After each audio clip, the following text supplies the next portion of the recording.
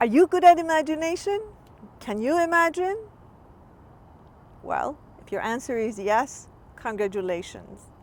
If your answer is no, I'd like to invite you to explore that answer further.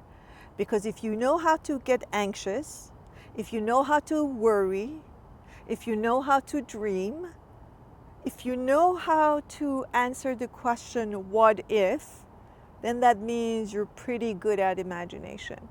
We may not all be good at really imagining things that are helpful for us, meaning we're not good at putting our imagination powers into good use, but most of us, most of the time, are good at imagination. We have learned to let our imagination to be at the service of our worried mind. And in this playground, in this class, I like to invite you to play for a different purpose, play with a different intention.